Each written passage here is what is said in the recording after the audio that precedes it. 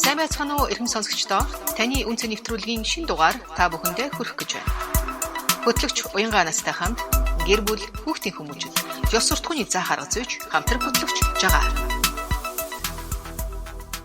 Бага насны хүүхдийн хүмүүжилтэй холбоотой сэдвээр нэг хэсэг нэвтрүүлэг явуулъя гэж тохирсон байгаа. За тэгээд тэр цувралынхаа 2 дугаар хэсэг рүү битээр өндөр орох гэж байна. Өнгөрсөн нэвтрүүлгээр бит хоёр дэглэмийн тухай 0-3 сартай хүүхдийг буюу дөнгөж төрхөөс нь ахуулаад ямар дэглэмийг сахих юм бол цаашдаа энэ хүүхдийн хүмүүжил хийгээд за мөн одоо өсөж явах явцдаа ээждээ, аавдаа, гэр бүлдээ ямар их хялбар амар байх вэ гэдэг тэр дэглэмийн тухайд ярьсан байгаа. Ерөнхийдөө энэ дүрм маань өдөр болгоно одоо энэ дүрмээгээ дагаад энэ дүрмээр л явах гэсэн үг биш ээ. Гэхдээ хүмүүжил хүүхдийнхээ хүмүүжүүлд одоо заад хургснараа яг хүүхдийнхээ хөгжил, хүүхдийнхээ унталт, хүүхдийнхээ сэрүүн байх байдлыг бид нэр өөрөө хянаж эхэлж байгаа юм аа. Тэгээд бид нар өөрөө хянаж эхлэхээр бид нар өөрсдөө итгэсэн болоод хүүхдээ удирдах явж байгаа юм аа. Тэгэхгүйгээр хүүхд маань болохоор байнга уйлаад, байнга орлогоод, байнга чавдаад тэгээд байх юм бол хүүхд айгүй тийм аж аргагүй, баяр хөөргүй дандаа үйлж идэх хүүхд акт ээж нь тэр хүүхдээсээ хэрэгцээ хангах гэж араас нь хүсээр байгаа л хамаг хүч няра бүх юм ингээд хүүхдүүд хөндлөө явж тэгээ хинч тэндээс ямар нэгэн үр дүн гаргасан юм байхгүй тийм байдаг хүрдэг. За тэгээд өнгөрсөн нэвтрүүлгээр битээр 0-3 сартай хүүхдийг гээд ярьжсэнд хэрв та бүхэн туршиж үзсэн болвол яг ингээд за өглөөний 7 цагаас ахуулаад гээд ингээд хуваагаад за нэг хоолт нь 30 минут хөхүүлэх ч байна уу, уугжих ч байна уу те. Нэг 20-30 минутыг хоолтонд зарцууллаа.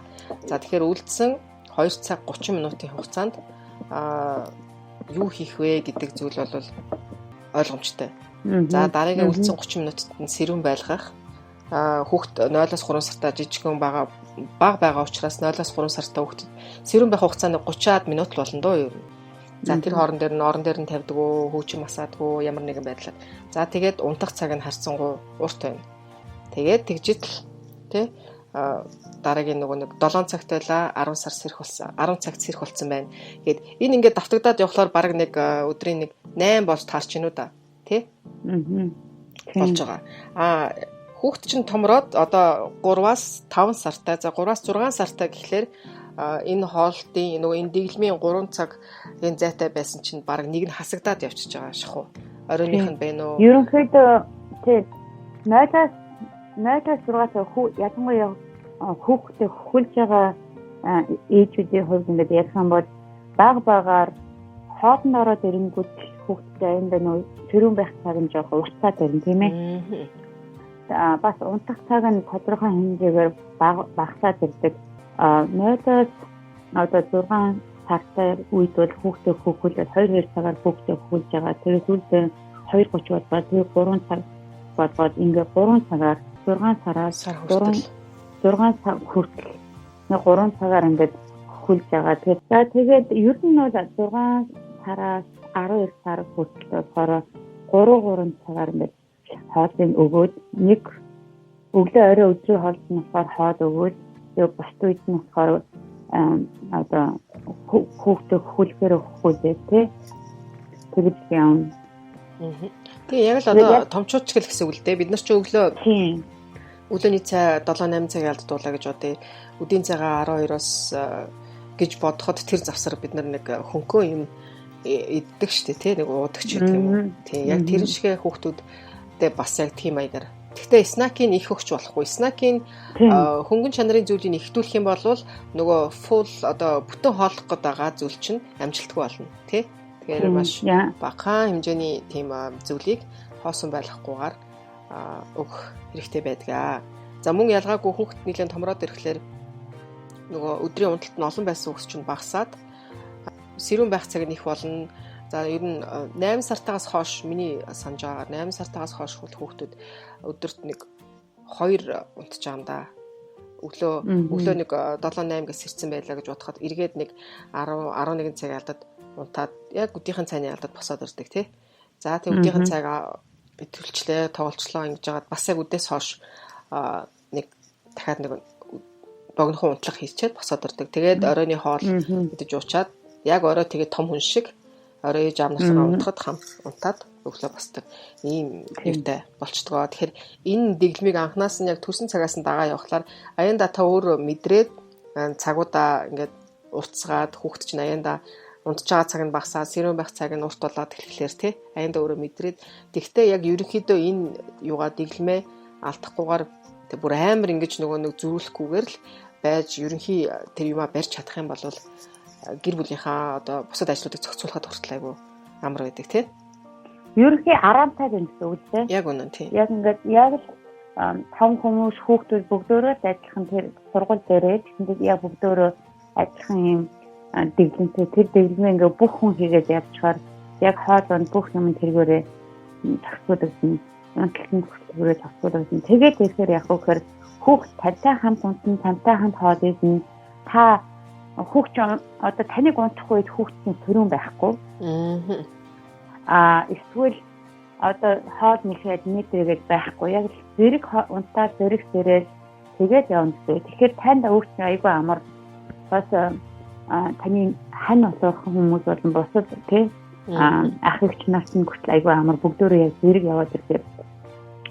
Тэгээд өөр нэг анхааруулсан болохоор хоол идэх үедээ нэг 10-20 минут хүүхдээ яг сайн хооллох хэрэгтэй. Хоол бүр ямар нэгэн хэмжээгээр ч юм уу тий одоо энэ аягны хэдэн хувийн хоол нэгсэн байна нэгдээгөө нэг та өөрөө ингэж ажиглаад ингэж хараад тэгээд тэндээсээ сайн хооллох хэрэгтэй. Тэгээд тэр хооллохын гад шалтгаан нь болохоор чи өглөөний хоол идчихээд өдрийн хоол бүр тодорхой хугацааны байгаа шүү дээ. Тэр нэг снэк байгаа.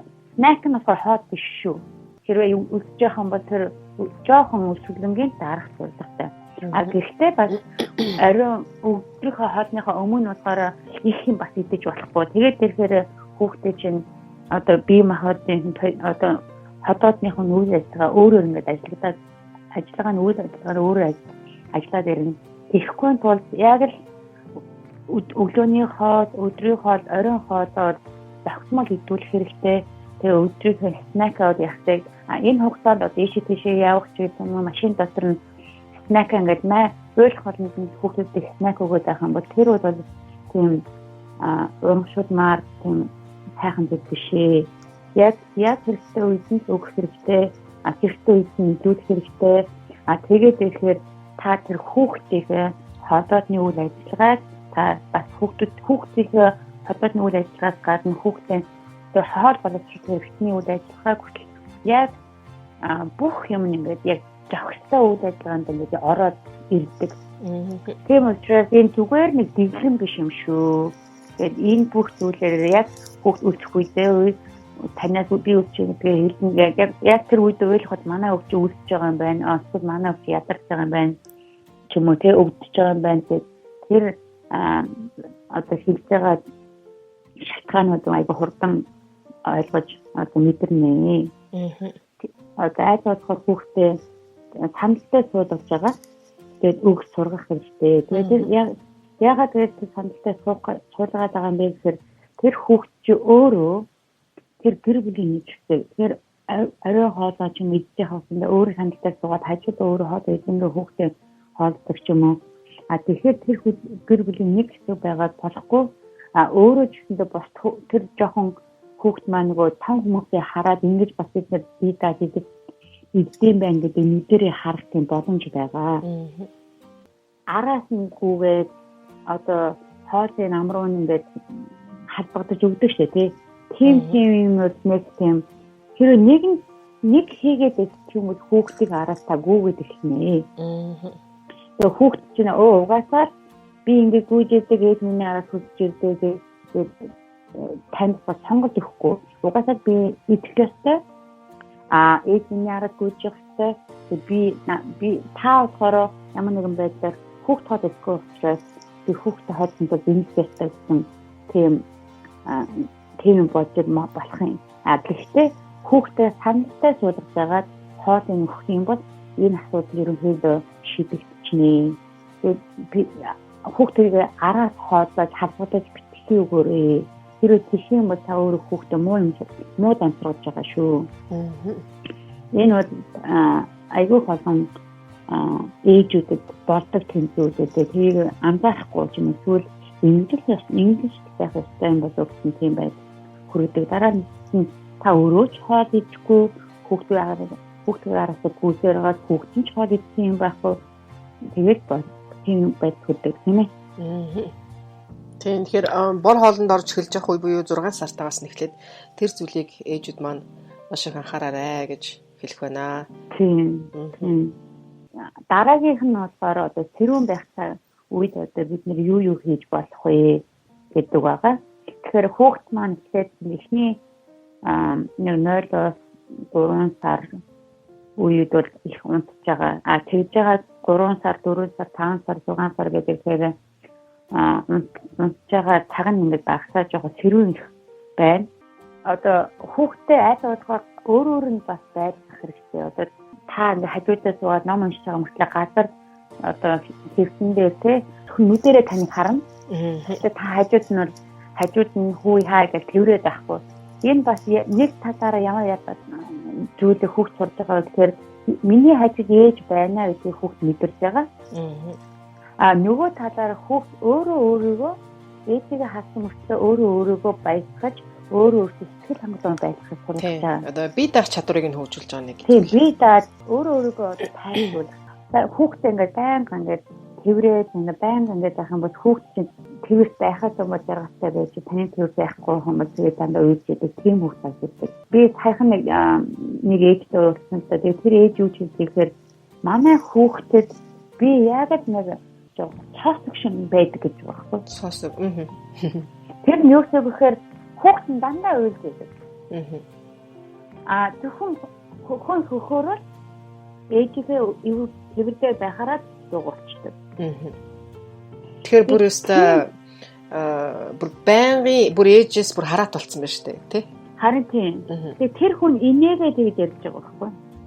Тэгээ би дотроо юу ч хэлээгүй л дээ. Гэхдээ тийм болгож байна гэдэг чинь хүүхэд өөрөө ээжтэйгээ хамт байхдаа жаргалтай байх хэрэгтэй, тайван, тэг баяр хөөртэй бас тийм байхаас гадна ээжигээ хараад одоо нэг газар хөвчихтэй бүртэл хараа тэгээд ой манай ээж нь байна ч гэсэн мөртлөө өөрийгөө ингэж тайлбарлаад тэгээд өөрийгөө ээжигээ хараад инээдэг тийм юм ингээд би багаас нь сургаж өгч байгаа юм шүү. Тэгэхээр энэ бол хүүхд өөрөө тэрэндээ сэтгэл хангалуун байгаад өөрийгөө хамт байх тийм цаг болж байгаамаа. Бас хэлмээр санагдаж байгаа зүйл нь тэгэхээр сая битээр бол ерөнхийдөө айгүй юм маш товчхоноор та бүхнэрт энэ мэдээллүүдийг өгөөд байна.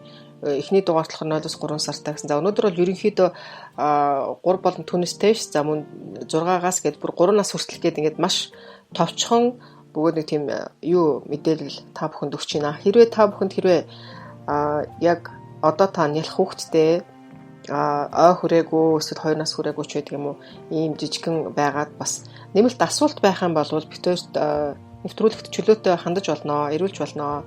Яг энэ тал дээр өшөө дэлгэрэнгүй мэдээллийг бас өгөх тийм нөөц болцоо битүүрийн хувьд аль алинд нас байгаа. Танд бас таны ирж хааж байгаа хариултыг бас өгч чадах байх гэж битүүр найдаж байна. Тэгээд бас энэ завсраач одоо яг тэр бор хоолнд орлоо. За тэр үед юу анхаарах хэрэгтэй вэ? Янз бүрийн асуултууд байгаа бол бас яг битүүрт ирүүлж болно гэж бас энэ дашранд сонсч та бүхэндээ хэлье. Өөр нэг бас ярих зүйл болохоор одоо унтах цаг байгаа. Хэрэгтэй шаардлага байдаг. Яг тэр хүүхдэд заавал амарч өөрийгөө ингээд тайвшруулж амарсан хүүхд босоод ирэхээр маш их ирч хүчтэй босч ирдэг. Тэгэхээр яг энэ үед болохоор ерөнхийдөө 12 цагаас 2:30 яг өдрийн хоол идснийхаа дараа унтуулах тийм цаг гаргаж байгаараа нэгдүгээр та өөрөө хамт амарч болно. Хоёрдугаар болохоор та хүүхдээ өөрөө амрааснараа хүүхдэн ч нэ бас хүүхд юу унтчих үед өсдөг тийм ээ. Тийм учраас хүүхдэд тэр маш чухал юм шүү. Тэгээ унтсан хүүхдэд тайван амар тайван үйлчлэл банк үйлдэл өөрсдөө чадаад ээж аваагаанд зовоогод байдаггүй. Яг хэрэгцээ хангасан хүүхдээс ороо ер нь тэгээд өөрийгөө таатуулаад хийж идэг байхгүй. Тэгээ ер нь энэ үед бас нэг чухал юм сануулхад хүүхдээ өөрийн ортой байх хэрэгтэй. Ер нь бол манай Монгол хүмүүс хүүхдээ орондоо өөрийнхөө хажууд нь тусгаад байдаг. Тэр нэг талаар яхав та би нэгэн манай хүүхдийн жоохон байгаа юм чи би хүүхдтэй хамт унтмаар ингээд. Нэг талаар энэ болохоор эхнэр нөхрийн одоо харилцаанд ямар нэгэн байдлаар одоо шүргээр нөлөөлдөг гэдэг юм одоо эхний үеүдээ болохоор хүүхд чи уйлнаа. Манай хүүхд одоо дэглэм байхын тулд манай хоёр эхний 2 хоног бол айгүй уйлдаг байсан. Би тэгэж уйлахыг хүснөө эсвэл 2 хоног уйлуулаад хүүхдэд хүмүүжлэхийг сонгох уу гэдэг тийм сонголт байсан юм да. Тийм болохоор 2 хоног яг дэглэмдээ оруулсан тул хүүхдээ ингээд оронд нь тавиад ерөнхийдөө тогтмол та ингээд банк ингээд хийгээд байх юм бол хүүхдээ тэгтээ тэргүй би ингэж ойлсоо гэж ямар нэгэн байдлаар манай ээж бууж өгөхгүй юм байна гэдгийг мэдэрч байгаа. Тэгээд хүүхд аяндаа унтаад байна. Тэгээд сүүлдээ 2 хоногийн дараас 3 хоногийн дараагаас хүүхд 50 гол унтчихдаг болсон. За тэгээд тэгэхээр яхаа тэгэхээр та ингээд хүүхдтэй унтуулах гад ингээд даваад ингээд бүр хүүхд нь чаарлаад ойрлоод шүнжингээ хажууд нь хитээд унтаад тэгээ 2 цаг болж байгаа хүрээд ирсэн чинь нөхөр чинь унтсан байж идэг ч гэдэг юм уу тийм ээ. Тийм юмнууд. Гэхдээ бас нөгөөтэйгүр өөртөө бас амархгүй л дээ хамтдаа ингээд байнг унтаад харчаа. Тэгээ өөртөө бас яг сайхан бүтэн ойртой нөхөр нь ажилдаа явдаг, эхнэр нь гэртээ хүүхдээ хараад үлдчихэж байгаа хүүхд нэлэх байгаа үед бол аль аль нь сайхан бүтэн ойртой сайхан амарх хэрэгтэй байна. Тэгэхээр хүүхдээ за яг Америкийн нөхцөлд нэг ондоо байна. За Монгол нөхцөлд нэг ондоо нэг өрөө байранд байлаа гэхэд нэг орон дээр цугтаа биш хүүхдийн оронд нэг өрөөнд дотроо байж болно шүү дээ. Хүүхдийнхээ оронд нь ямар ч байсан. Тэгтээ орныхаа хажууд ч байдаг юм уу тий. Тэгтээ яг нэг орон дээр нэг орыг нялх хүүхдтэйгээ ээж аваа хоёр нь за магадгүй дахиад нэг жоохон дүү мөн өшөө нэг байдаг бол ингээд зүр 3-4 ингээд нэг орон дээр биш тий. Тэгэх юм бол хүүхдүүдээ сайхан амрахгүй өөрсдөө ч бүтэн нойртой сайхан амрахгүй. За тэгээд тиймэрхүү байгаас ч өглөө босохоор бүгд нэг жоохон нөгөө буруу хөл дээр босоод ирэв гэдэг шиг тий. Нэг тийм ааштай ууртаа уцаалтаа нэг жоохон дутуунаартай болсод чинь хүүхдэн ч ялгаагүй том хүн ч ялгаагүй тиймэрхүү байдалтай. Тэр жижигхэн юм шиг боловч тэгээд уур уцаад бухимдаж тэгээд биендээ жоохон үг хайж эхэлнэ тий. Тэгээд тэр осноос нь ер нь харилцаанд ямар нэгэн жоохон цэв суугаад эхэлдэг тий. Тийм болохоор аав ээж гэр бүлийн бүх гишүүн бүгдөө сайн амрах хэрэгтэй, сайн унтах хэрэгтэй. Тэгээд тэр хүүхд чинь нэг группийн тэр гэр бүлийн тэр дэглэмийн нэг хэсэг байх хэрэгтэй.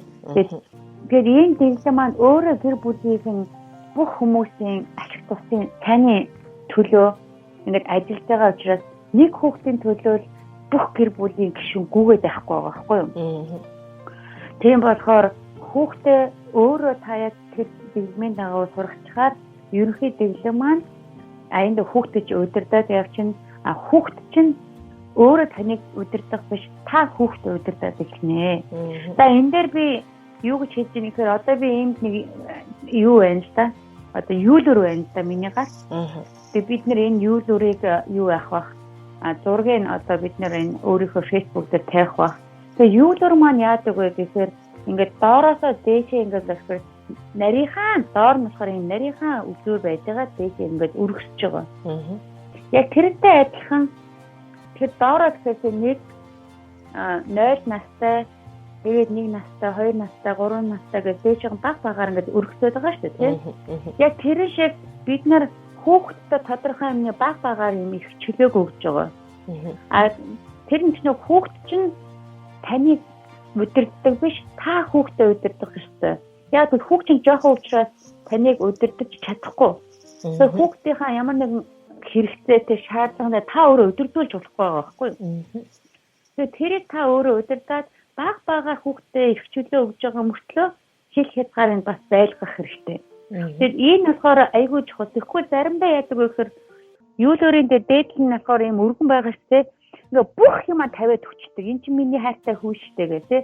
Гэтэл үнэн хэрэг дээрээ энэ хүүхдэд хэн хэрэгтэй? Ээж эцэг их хэрэгтэй. Тэгэхээр эцэг их маань тэр хүүхдийг удирддаг. Эцэг их маань тэр хүүхдийн хэрэгцээг энэ хэрэгцээг нь хангана, энэ хэрэгцээг нь болохоор дараа нь болъё ч гэдэг юм уу тий.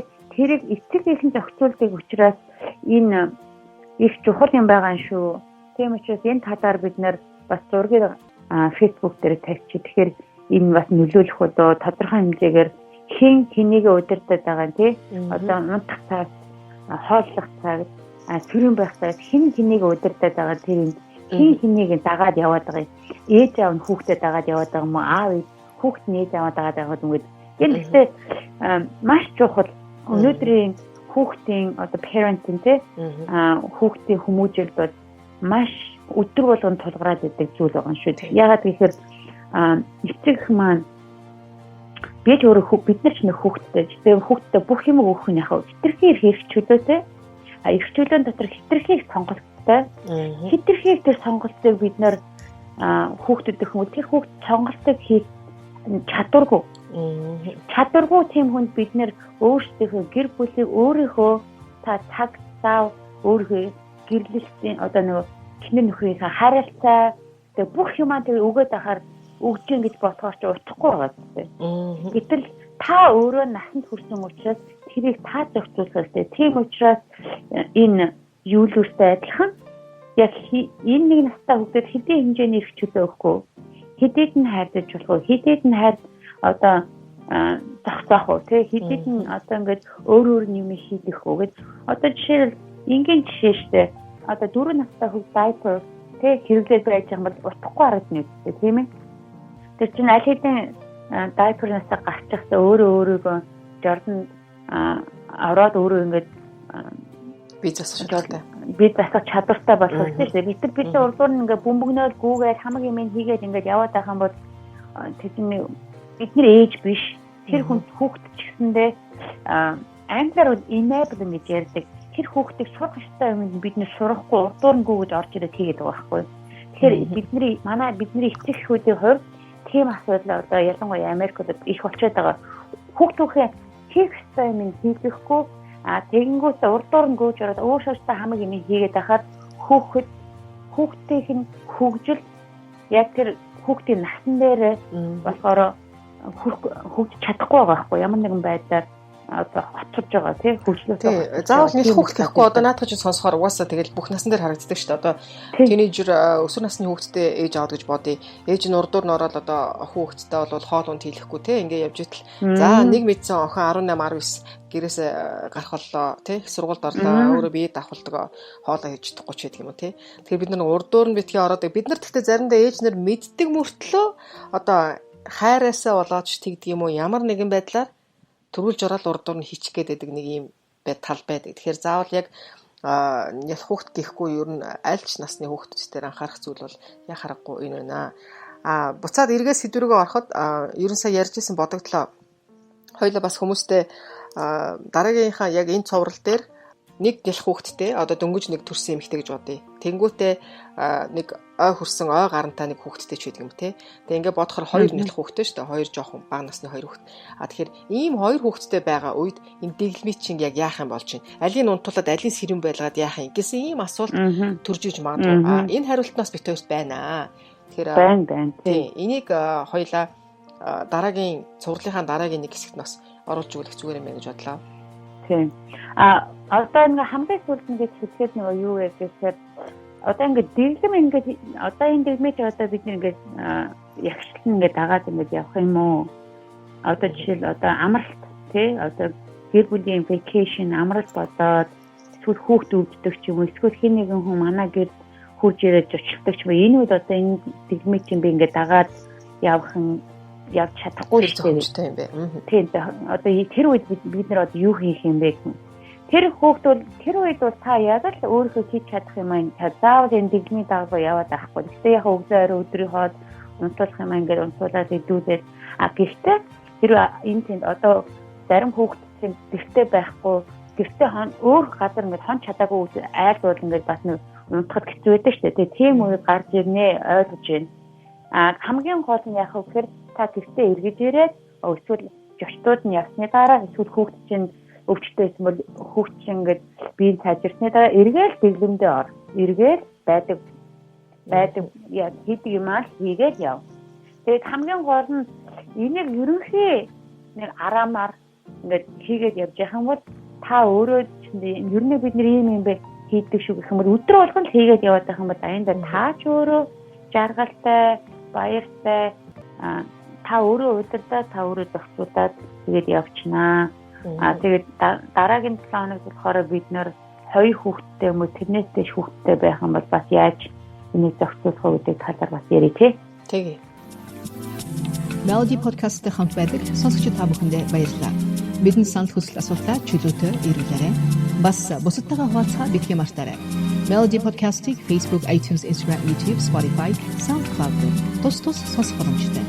Melody podcast